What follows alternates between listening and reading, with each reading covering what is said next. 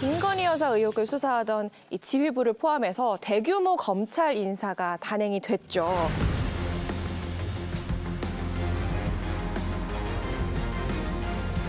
이번 인사는 김 여사 명품 가방 수수 전담 수사팀이 꾸려진 지 불과 열흘 만에 이뤄진 것으로 검찰 내부에서도 적잖은 논란이 일고 있습니다.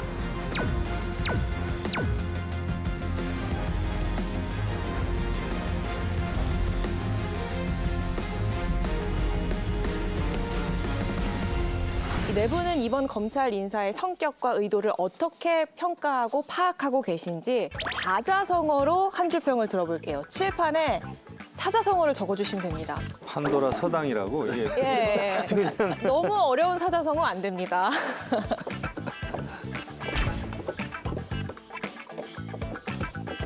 가장 빨리 쓰신 교수님부터 해볼까요? 들어볼까요? 네.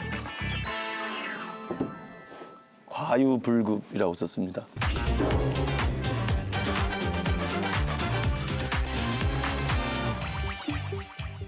어떤 점에서요? 적당히 하는 게 지나친 것보다는 낫다는 뜻 아닙니까? 과유불급이. 인사의 오해를 살 만한 지나침이 있었던 것 같아요. 시기적으로 꼭 이때야 됐는가.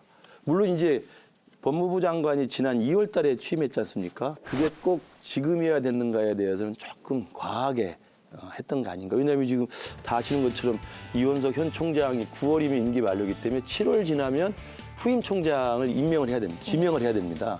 그럼 그때쯤 해도 충분히 좀 자연스러운 시기가 될 것 같은데, 두 번째는 이제 인사를 하더라도 그러면 오해받을 만한 자리를 피해가면 되는 거거든요.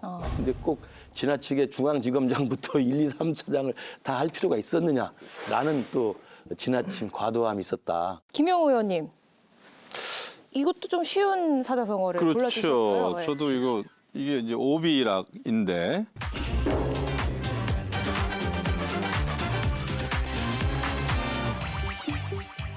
결국은 타이밍 얘기거든요.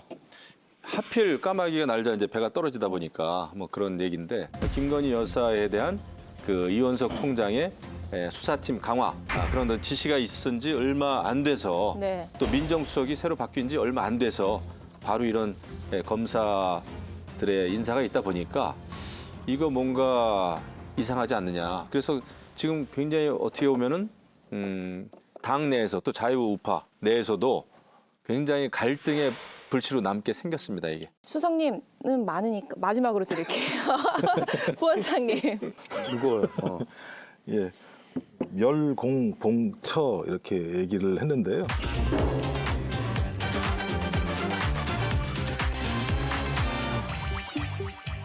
공무원들은 기본적으로 이제 멸사봉공해야 된다고 하는 거잖아요. 예. 사적 이익이 아니라 공공의 이익을 위해서 자기의 직무를 수행을 해야 되는데, 이번 인사를 보면 공공의 가치보다는 첫자가 이제 부인 첫자를 얘기하는데요.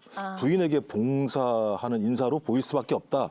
이런 생각을 안 했었는데 제가 하게 된 이유가 이 보수 언론사의 사설 제목을 보면서 이제 확인을 했어요. 제목을 좀 읽어드리면, 김 여사 수사 지휘 라인 전격 교체. 꼭 지금 했어야 했나? 미묘한 시점에 의구심 키운 검찰 고위급 인사. 김 여사 수사 지휘부 전격 교체. 왜 지금?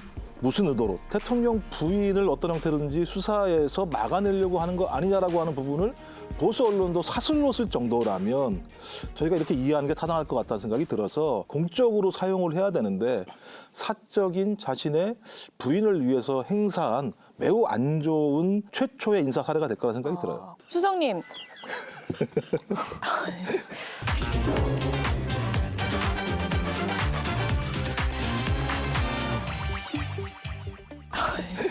일단은 쌍따옴표가 있는 건성건성. 이거 인사 건성건성 대충 했네. 이런 거예요?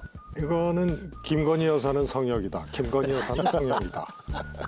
그런 이제 사자 조어가 되겠습니다. 정말 누구랑 상의를 하시는 것 같아요. 누구랑 상의한 게 아니고 앵무새가 알려준 거예요. 그다음에 이제 건곤일척은 사행시입니다. 오늘 또 사행시예요? 띄워줘야 되는 오늘 거예요? 띄워주세요. 제가 막내 하겠습니다. 아, 이거 건, 건은 어느 정도? 예, 건은 다 아시죠? 김건희 여사가 곤, 곤란해지면 일, 일망타진 척. 척결한다. 그런 인사였습니다.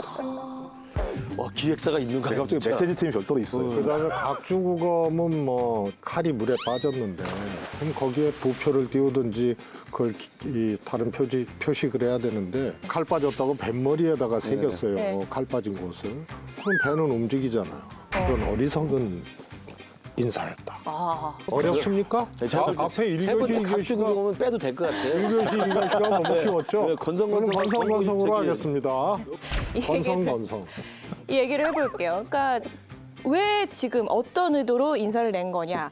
그러니까 오해라면은 왜 오해를 살 만한 인사를 냈을까 하는 아쉬움과 지적을 해주신 건데 왜라고 보세요? 우리가 알 수는 없어요, 솔직히. 이거는 뭐 주장이 다를 수 있고, 예. 뭐 용사는 분명히 이것은 뭐 법무부에서 법무부 장관이 또 그 알아서 하는 거다. 이런 식으로 얘기를 할 것이고, 법무부 장관도 보니까 뭐 총장하고 협의해서 했다. 예. 그런데 세상이 다 알잖아요. 이제 김건희 여사에 대한 그 수사팀 강화 지시가 있었고 네. 이원석 총장으로부터. 그런데 이게 며칠 안 돼서 그런 그 수사팀이 전부 발령을 다른 데로 가게 되다 보니까 국민의 눈높이에는 좀 안 맞는 거 아니냐 이런 생각이 들어요. 정무적으로. 근데 정무와 관계없이 그냥 늘상 벌어지는 그냥 인사다. 이렇게 얘기를 한들 그게 먹히겠냐고요. 이건 공교롭지가 않죠. 상관관계가 있다 보세요? 있는 거죠. 그냥 평시대로 그런 인사를 했으면 이렇게 논란이 안 되죠.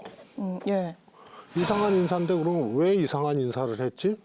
거기에 김건희 여사가 있는 거죠. 그래서 이번 검사 인사 정도는 김건희 여사를 수사한다고 안 돼. 이렇게 해서 공습을 한 거예요. 그런데 이 공습으로 끝나는 게 아니고 이건 어떻게 보면은 검찰이라는 그런 조직에 미사일 한 발을 쏜 거고요. 대통령과 대통령 부인의 문제이기 때문에 네. 전면전을 이제 불사하겠다는 이제 신호탄이죠. 인사 수요는 분명히 있습니다.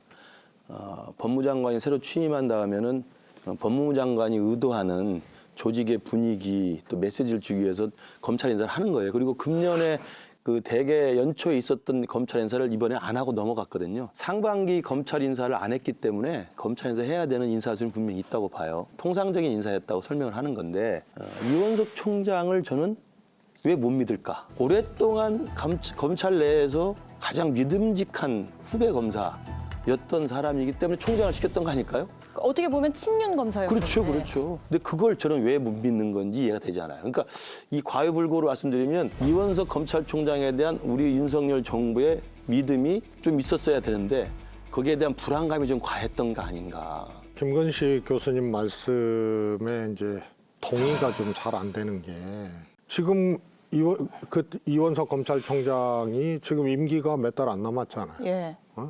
그러면은 적어도 차장급 인사 등등등은 새 검찰총장이 오고 그렇게 해야 되는 거예요.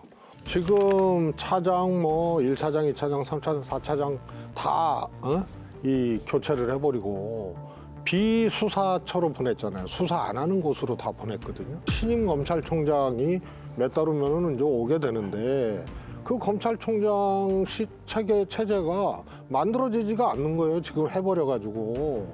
그래서 이거는 매우 이례적인 거다. 예, 예. 그래서 그냥 왼쪽으로 봐도 이상하고 오른쪽으로 봐도 이상하고 그런데 딱 가운데에 김건희 여사가 있는 거죠. 일각에서 한동훈 잘라내기 아니냐 이런 해석도 나오거든요. 제가 볼 땐 한동훈 전 비대위원장을 너무 높게 평가하는 것 같고요. 저는 윤석열 대통령은 22대 국회가 시작되기 전에 국민과 싸울 수 있는 체제를 만들려고 한 것 같다. 이런 생각이 들어요. 국민과 싸우는 체제. 왜냐하면 두 가지 중대한 사안이 있지 않습니까?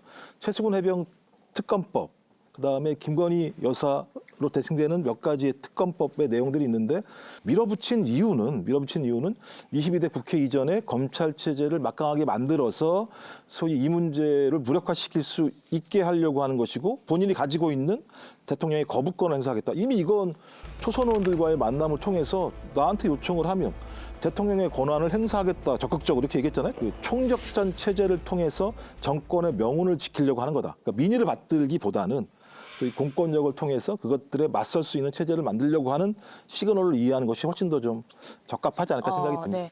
아니 이원석 검찰총장도 윤석열 대통령이 지명한 검찰총장인 거잖아요. 어떤 사안에 대해서 시각이 달랐길래 인사 교체가 이루어졌을까? 얼마 전부터 대통령하고 네. 검찰하고 이견이라 그럴까요? 이런 것들이 발생하고 있는 조짐이 보인다 이런 얘기들이 뭐 보도도 됐고 막 그랬거든요. 그런데 이원석 검찰총장이 김건희 여사 명품백 신속 수사 얘기를 했단 말이에요. 예. 그러면 이 명품백 사건을 바라보고 대하는 대통령의 기준이 있어요. 처음에 이거 동영상이 퍼지고 공개되고 했을 때 몰래 촬영한 것에 소위 말해서 덫에 걸린 게 무슨 죄냐. 그것도 안 하다가 지난번 기자회견 때 대통령께서 사과 드리고 있다는 현재 진행형 사과를 했거든요. 그래서 이걸 바라보는 거는 명품백 수사는 안 된다는 거예요. 대통령의 기준은. 그래서 이 문제만큼은 수사라니. 그게 약속대련이든 대충 하겠다고 하든 이걸 수사한다고 여기에 대통령이 조치를 내린 겁니다. 그 명품백 사건 자체를 수사조차 하지 말라는 인사의 메시지라고 한다면 그건 국민들이 납득하기 어렵죠. 왜냐하면 이원석 총장 아까 제가 말씀드린 것처럼 윤석열 대통령이 임명한 사람이고 윤석열 대통령과 가장 오랜 기간 가장 신뢰할 만한 검찰 후배입니다. 법과 원리대로 원칙대로 신속하게 수사해서 결론을 내겠다는 것이었거든요. 저는 그게 제 개인적으로 볼 때는 대통령의 이 정치적 근심거리를 오히려 이원석 검찰총장이 법과 원칙에 따라서 깔끔하게 종결해 주겠다는 것으로 저는 해석이 됐어요. 몇 가지 이제 좀 징후들이 있었던 거죠. 그 신년 기자회견하면서 박절하지 못해서 명품백 문제 관련해서 이거 그러니까 법적인 문제가 아니야.